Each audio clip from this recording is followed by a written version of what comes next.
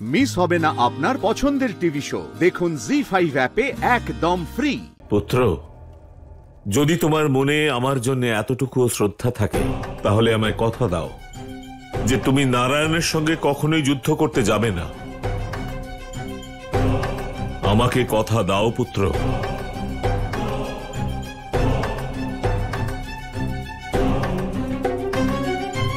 ঠিক আছে পিতা, যদি আপনি এটাই চান আর যদি আপনার এটাই ইচ্ছে হয় তাহলে আমি আপনাকে কথা দিচ্ছি, আমি বিষ্ণুর সঙ্গে যুদ্ধ করতে যাব না। তোমার কল্যাণ হোক পুত্র, তোমার মঙ্গল হোক।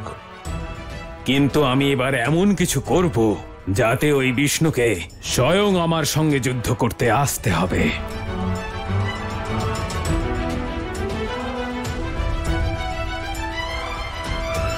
দেবর্ষি, মন্দগতি তার বাবাকে দেওয়া প্রতিশ্রুতি তো রক্ষা করল, কিন্তু সে মনে মনে এই বিষয়েও প্রতিজ্ঞা করে নিল যে সে প্রভুকে যুদ্ধের জন্য রাজি করাবে।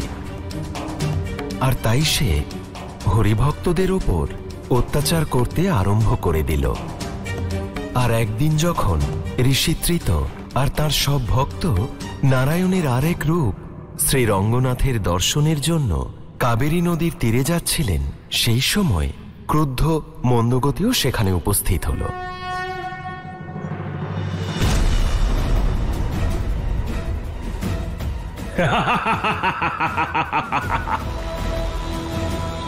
আমি যুদ্ধ করতে যাব না বিষ্ণুর সঙ্গে, কিন্তু বিষ্ণুকে আসতেই হবে নিজের ভক্তদের রক্ষা করতে।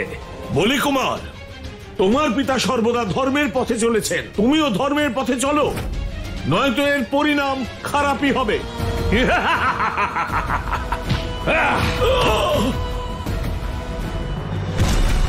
তোমাদের মতো ভক্তদেরকে তো আমি ঘাসের মতো পিষে দেব। বলি কুমার, তুমি প্রভুর ভক্তকে মত্ত হাতির মতন পিষে দিলে। আমি তোমাকে অভিশাপ দিচ্ছি যে তুমি এখনই হাতি হয়ে যাবে। তোমার কাছে শক্তি থাকবে কিন্তু বুদ্ধি থাকবে না। তুমি কালাহারি বনে থাকবে যেখানে জলও থাকবে না।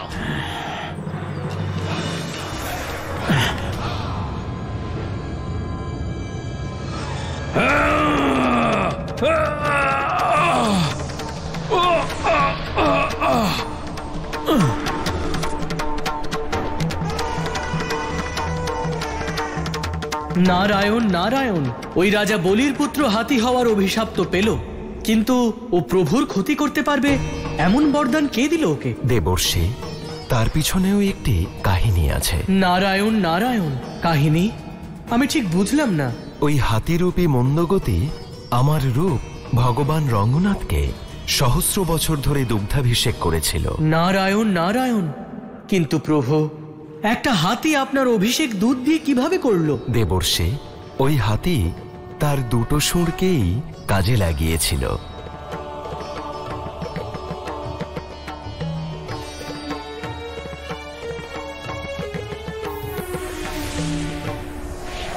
বলে কুমার, মন্দগতি, আমি তোমার সেবায় প্রসন্ন হয়েছি। বলো, কি বর চাও তুমি? হে রঙ্গনাথ, আমি আপনার কোনো অবতারের বিনাশের কারণ হতে চাই। তথাস্তু।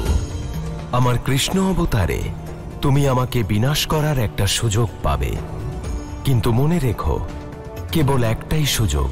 সেই সময় তুমি আমাকে বিনাশ করতে পারো, কিন্তু যদি তুমি অসফল হও তাহলে তোমার উদ্ধার আমার দ্বারাই হবে।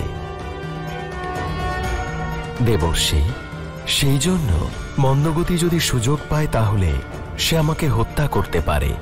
এখনো সেই মন্দগতি ত্রিতমুনির অভিশাপের কারণে সেই কালাহারি বনেই বাস করে। ওম কংসায় নমঃ, ওম কংসায় নমঃ, ওম কংসায় নমঃ, ওম কংসায় নমঃ, ওম কংসায় নমঃ।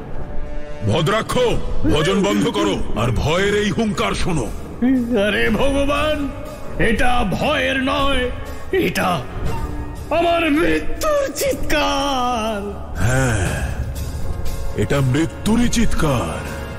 তবে ওই পরম অবতার শ্রীকৃষ্ণের জন্য এই গর্জন হলো গজরাজ কুবল্লপীড়ের।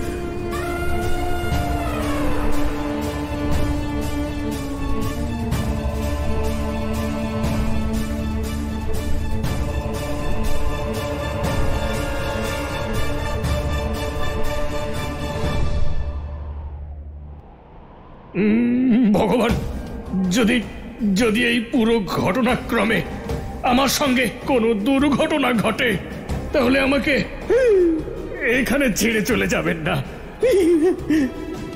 আমাকে আপনার সঙ্গে মথুরায় নিয়ে চলে যাবেন ভগবান, আর আমার মুখে 2 ফোঁটা যমুনার জল দিয়ে দেবেন ভগবান, তাহলে এই প্রেত মুক্তি পাবে। একবার ওই গজরাজকে খুঁজে পেলে আমি তোমার এই ইচ্ছেও পূর্ণ করে দেব। আরে ভগবান,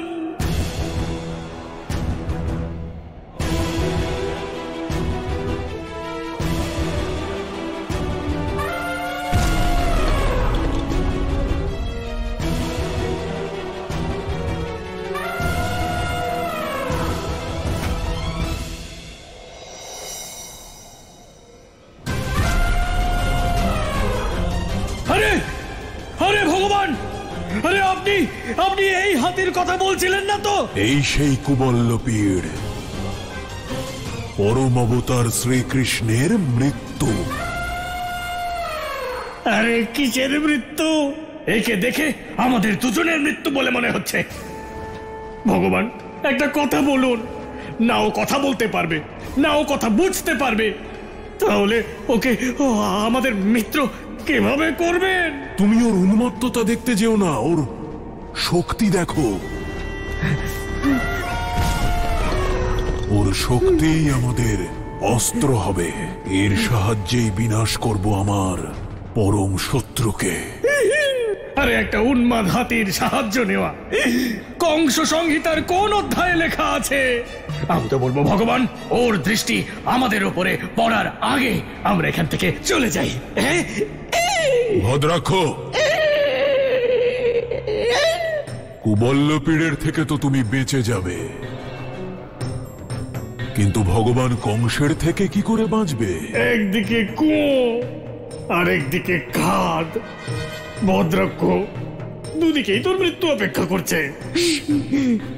এই!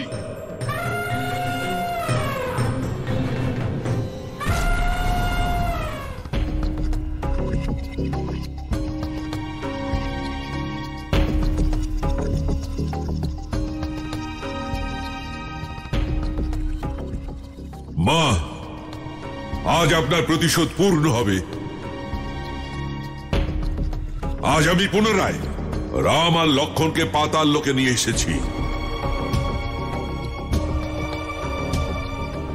জি5 ডাউনলোড করুন আর সব এপিসোড দেখুন একদম ফ্রি।